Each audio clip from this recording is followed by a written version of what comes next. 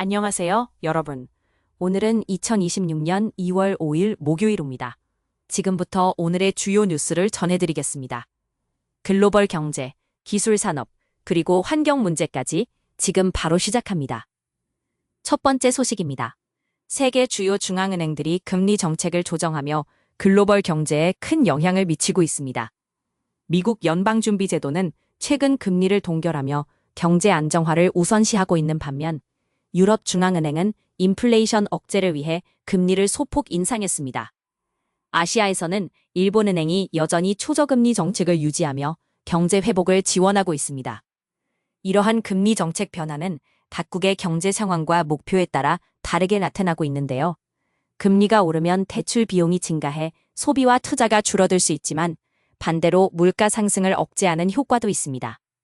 반면 금리가 낮아지면 경제 활동이 활발해질 수 있지만 인플레이션 위험이 커질 수 있죠.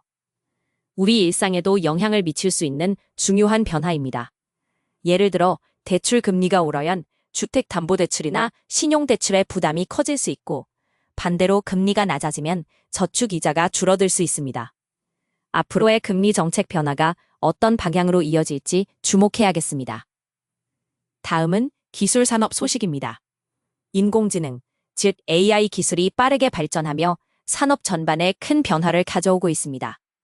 최근에는 AI가 단순한 데이터 분석을 넘어 창의적인 작업, 예를 들어 예술 창작이나 복잡한 문제 해결까지 가능해지고 있습니다. 특히 의료, 금융, 제조업 등 다양한 분야에서 AI가 도입되며 효율성과 생산성이 크게 향상되고 있는데요. 예를 들어 AI 기반 진단 시스템은 질병을 조기에 발견하고 금융에서는 투자 전략을 최적화하며 제조업에서는 자동화 공정을 더욱 정교하게 만들고 있습니다.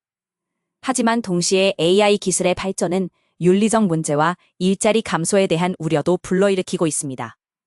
AI가 인간의 역할을 대체할 가능성이 커지면서 새로운 직업군의 창출과 기존 일자리의 변화가 예상됩니다.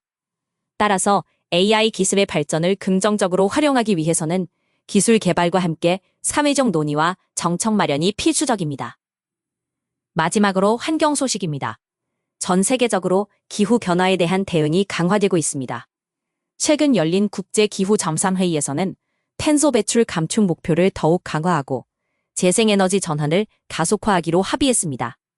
특히 유럽연합은 2030년까지 탄소 배출량을 55% 줄이겠다는 목표를 발표했고 미국과 중국도 대규모 재생에너지 프로젝트를 추진 중입니다.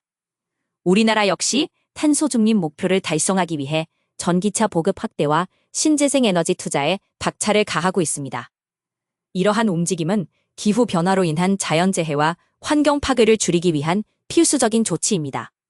하지만 동시에 에너지 전환 과정에서 발생할 수 있는 경제적 부담과 산업 구조 변화에 대한 대비도 필요합니다. 우리 모두가 지속가능한 미래를 위해 작은 실천부터 함께해야 할 때입니다.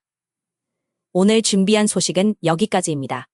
글로벌 경제, 기술, 환경 등 다양한 분야에서 변화가 일어나고 있는 만큼 우리 삶에도 많은 영향을 미칠 것으로 보입니다. 앞으로도 중요한 소식들 빠르게 전해드리겠습니다. 시청해주셔서 감사합니다. 오늘도 좋은 하루 보내세요.